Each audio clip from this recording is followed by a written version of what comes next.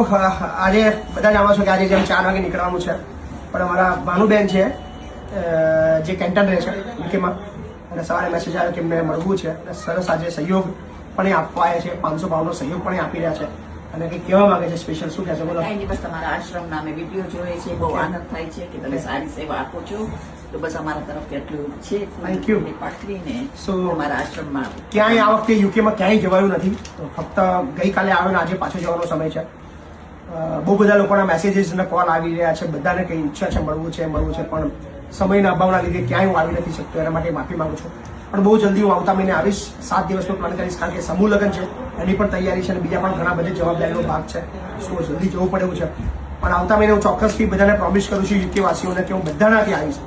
મોર દેન 3000 થી વધારે મેસેજ આવે છે કે એ લોકો મળવા માંગે છે, પણ ક્યાંય હું પહોંચી શકું એમ નથી, એના માટે માફી માંગુ છું.